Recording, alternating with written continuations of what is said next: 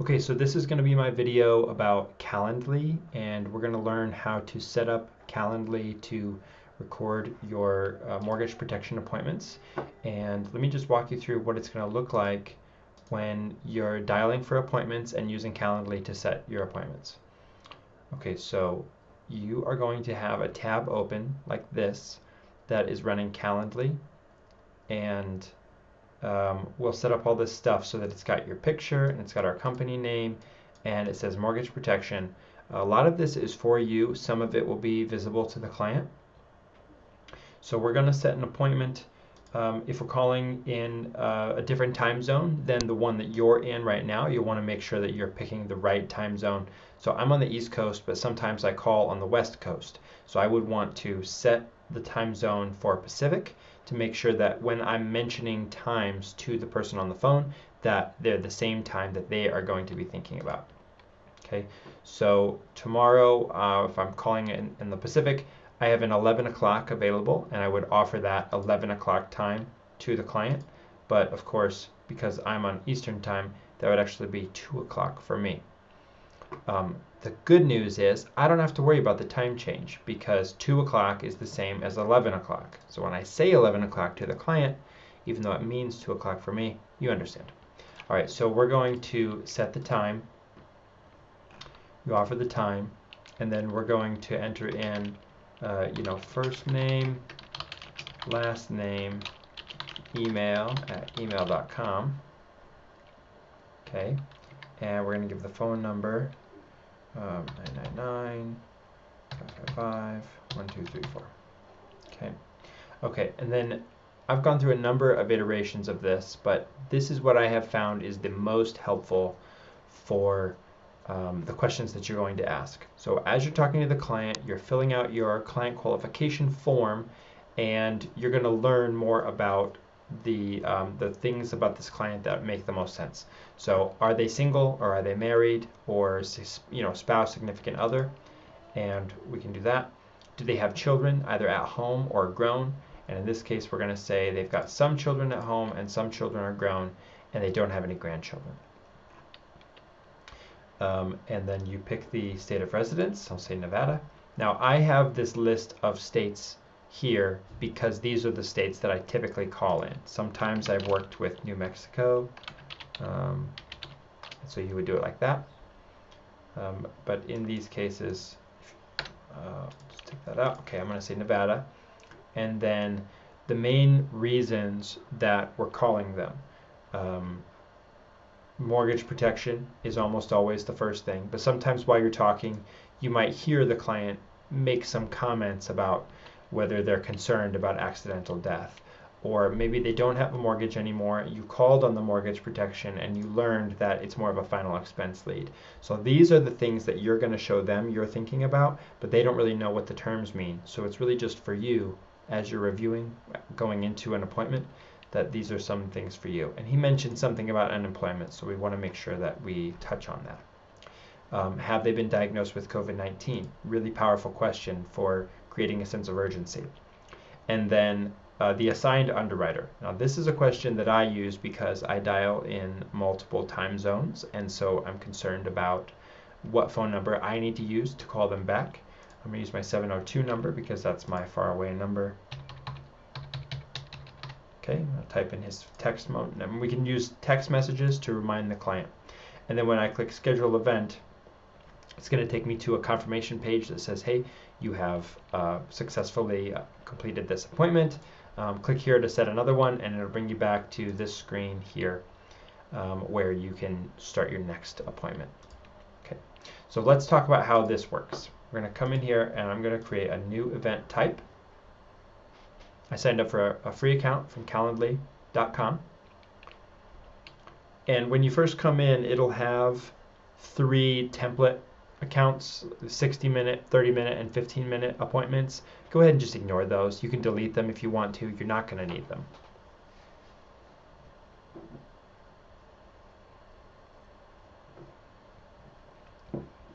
Okay, so this new event is going to be one-on-one. All right, and we're going to name this mortgage protection appointment. Under location, choose Zoom. Now, when you first come in, you may need to make sure that your Calendly is connected to your Zoom. So we should start by going to Integrations and follow the steps to get your Zoom set up. In fact, I'm not going to make sure about that. That's something I'll have you do. But when you have your Zoom hooked up, you come in here and do Zoom. And they do give you the option to have multiple locations. So during the appointment setting, you can choose phone call, Zoom, or in person. Those are our three. I'm currently only working in Zoom. And so if you are open to going into the house, then you may want to have these options available.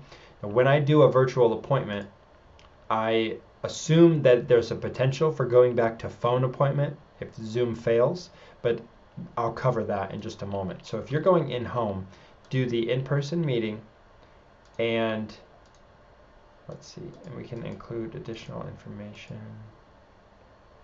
set an address or place.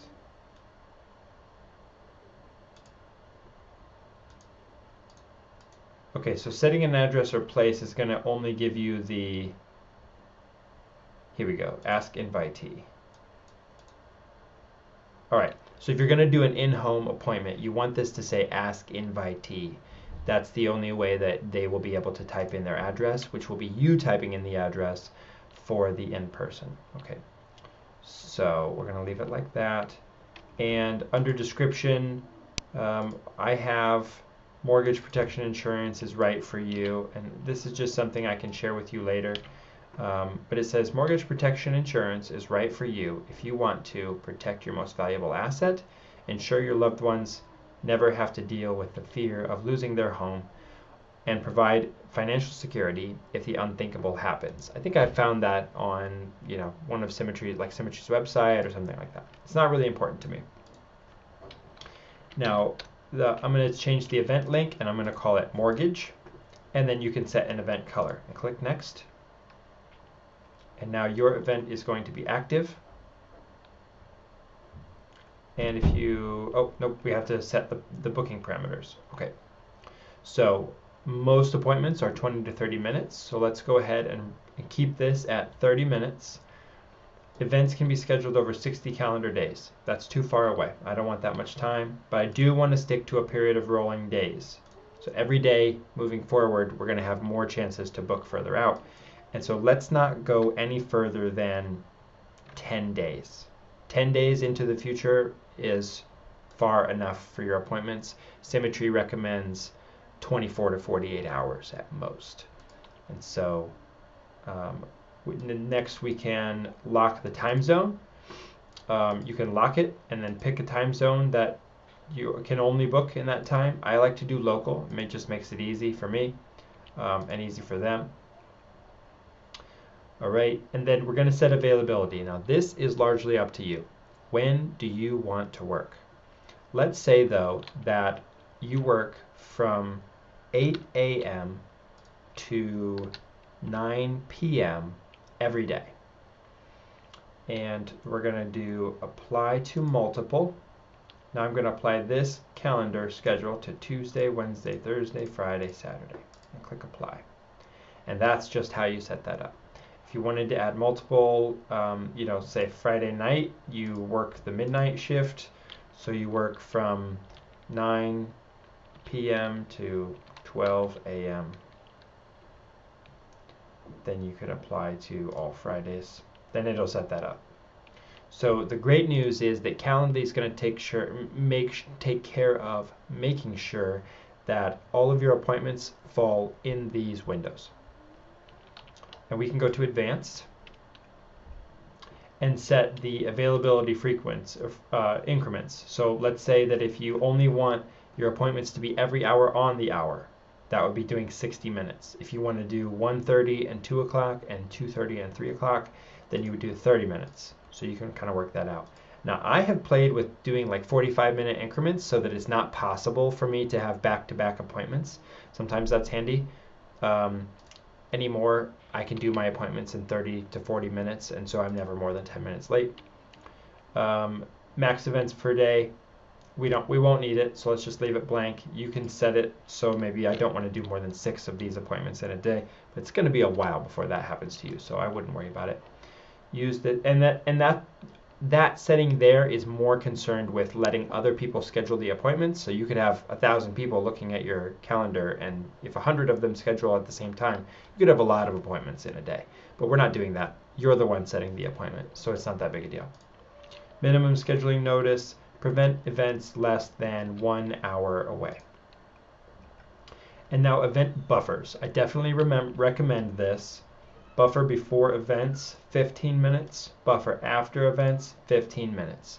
That means Calendly is going to look, it's a 30-minute event, booking available in 30 minutes, and there must be 15 minutes of space before and 15 minutes of space after for that appointment to be able to be available.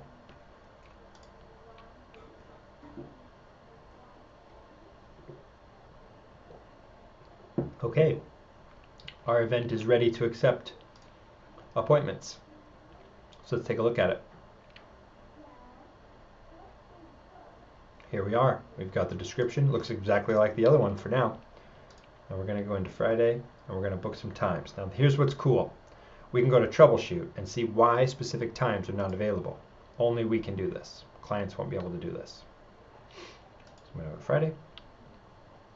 And now it tells me there's a calendar event at 8:30, so it won't let me have that time. And that calendar event is blocking my 9, 9:30, 10 o'clock, 10:30, and then here my 11 o'clock. There's a busy event on my calendar, and then my 11:30 says there's a buffer. So I'm not going to let you have that because there's not enough time in between. And then there's some overlap here, and that's why the 2 o'clock is the best available time. So what's great about this is that I can just trust that 2 o'clock is currently free on my calendar. And I'll go ahead and grab my calendar and show you what we're talking about. So here I have an event all through, oh no, this day. Let's go to date, schedule.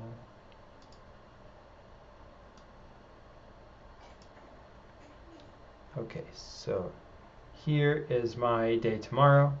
I have gaps between 7 and 8:30, but that's too early because I said my days start at 9. And then I have a dialing event from 8:30 to 11:30, and there's a little gap here.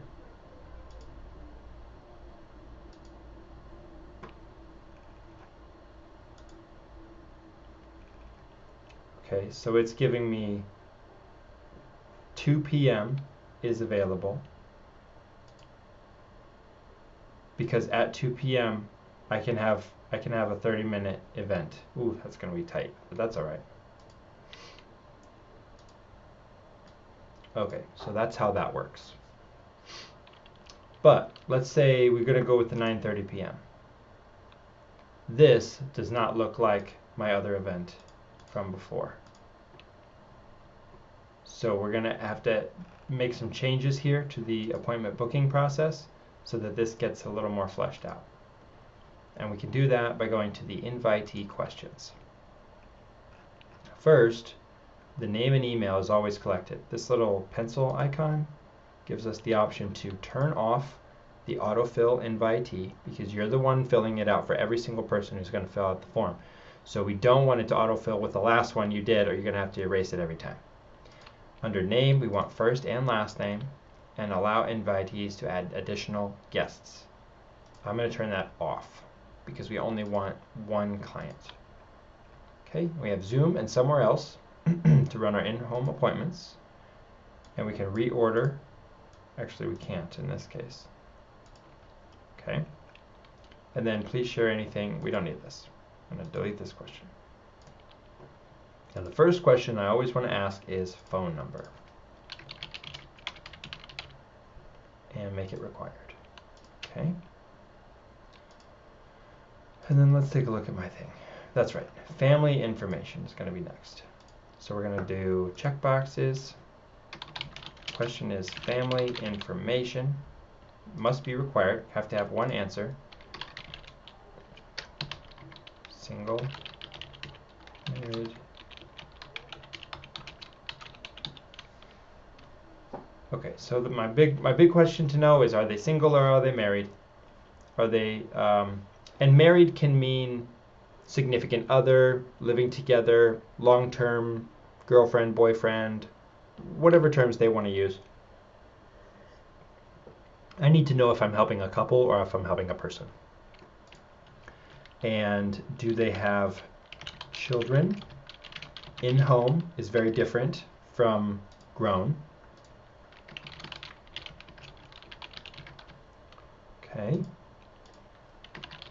And grandchildren. Grandchildren can be relevant for other kinds of programs. We want to know who they care about. And the next question that I had is the state of residence. So you might not need this. I'm going to say required, but I don't want to do checkboxes because I'm not going to pick more than one option. I'm going to do radio buttons. That gives me only the ability to pick only one option at a time.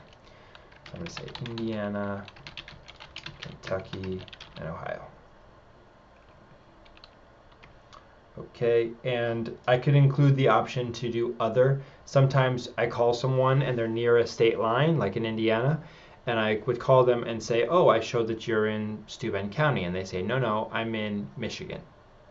Or I'm in Florida right now because we are snowbirds. It happens. So you might give that option. Let's see if I did. Yeah, I usually do. Okay, and then the next question is going to be the concerns. What are we covering? And we're going to do checkboxes for this one again. Mortgage protection. And it is required, must give an answer. I mean, these are concerns, coverage, request. That's the question. Answer, mortgage protection, final expense, accidental death. And now note here that I'm not writing term or whole life or annuities. I'm not concerned with the product or the program that we're going to use to solve their problem. I need to know the nature of the problem. Are we covering a mortgage? Are we taking care of your final expenses? Are we concerned about accidental death programs? And so these are broad categories, not products. Disability income, Medicare supplement, unemployment. I might write children's plans, something like that. And you can include other options for yourself to type anything you want in there. So that's that one. And then next on my list is COVID-19. And we're going to say radio buttons. I did radio buttons because I think it's cleaner. I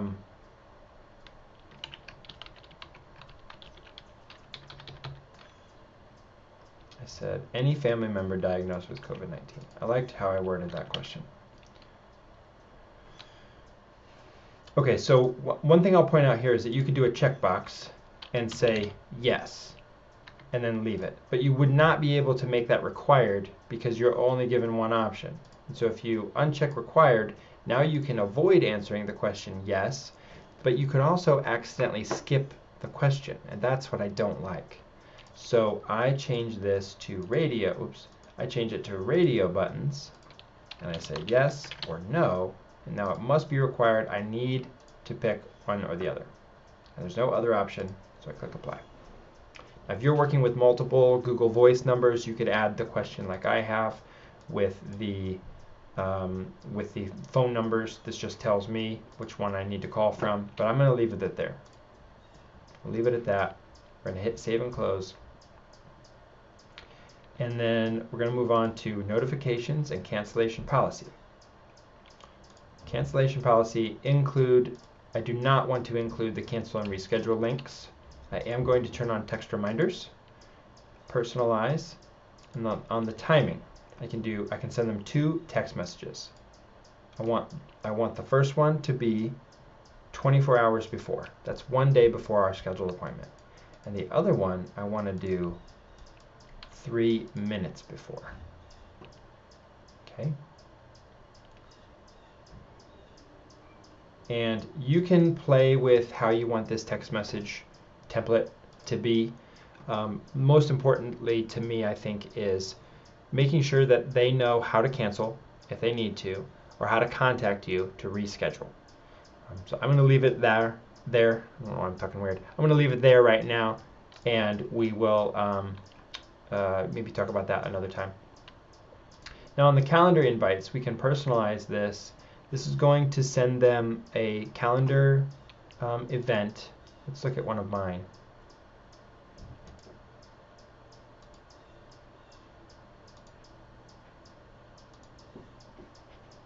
Here we go. Okay, so here's an example calendar event that I made. And I do last name, first name, and mortgage protection. So let's grab this thing. And we're going to make the title of the event. You can use this little down arrow, and that'll show you the variables. And I want invitee last name, comma, space, invitee first name, space, hyphen, and I call it mortgage protection. And so whatever I put in their name, that's going to show up under my event, and it's going to let me know the last name of the family that I'm helping, and that's just helpful for me as I'm reviewing my day. And I have this little piece of text here that I then say in the event. This is the body of the calendar event. I'll delete all this. Thank you for taking the time to meet with me and review your options. This is a message you're going to give to the client who's going to see their calendar event, and they're going to be thinking, oh, Dustin wrote me a little message. Please have your doctor's name and phone number, a list of currently prescribed medications and dosages, and your driver's license or state-issued ID available during our call. Okay. And then we have a list of the questions that we asked them during the appointment. Okay. So I'm going to go to here, and I'm going to paste this in. And again, you can do this any way that you like. I know that I'm going to ask for phone numbers. So here, I'm going to do variable first name, apostrophe S, first name's phone number, and then here, because I know that that's question 1, I'm going to put answer 1. Family information, delete that, and question answer 2, and the state, I'm going to put answer 3, and coverage request is going to be answer 4. And so every time that the appointment is filled out, these variable items are going to be taken from the questions that you answered. There's 5, and I don't have an assigned advocate.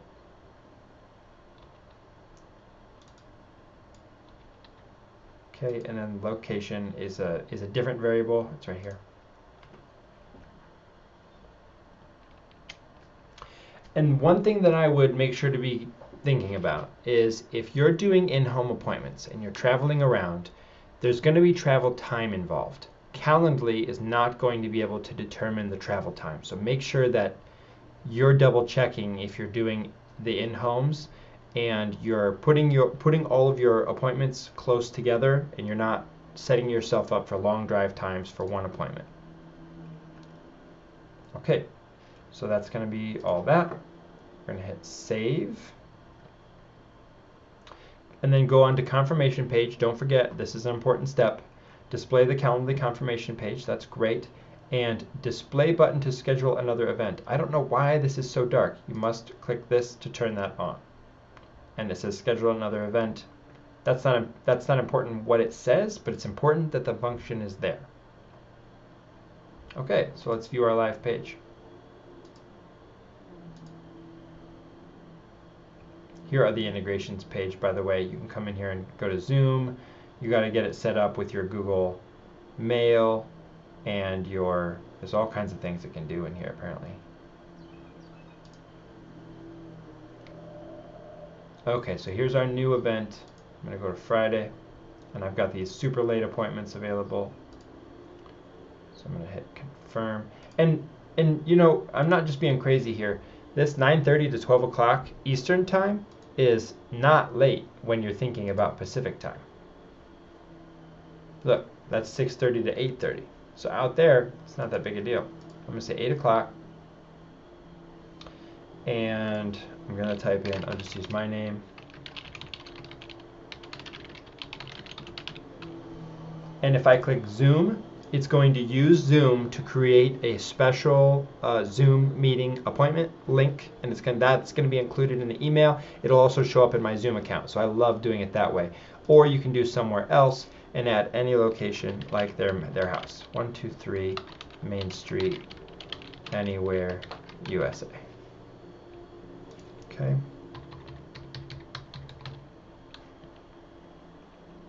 And then we're just going to go through and answer these questions. Married with children in home, and they're going to be in California. Wow. Okay, and we're going to talk about mortgage protection and accidental death and children's plans, no COVID-19, and I'll send the text message to me. All right. And we just look over those details, make sure that we have all this correct. Actually, this is going to cause a problem if I try to send an email to a fake email address. All right, put in my personal. There we go. Schedule the event. Okay.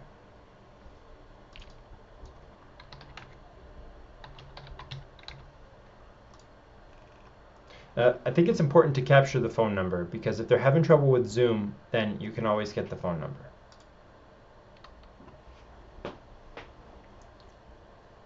Okay, you are scheduled with Team Paraclete, and it's got all the information. A calendar invite has been sent to your email address. Let's go to my calendar.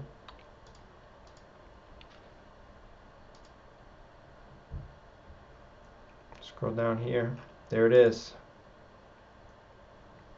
There's my event, and it's got all of the information that we collected, and that's funny that it says location twice.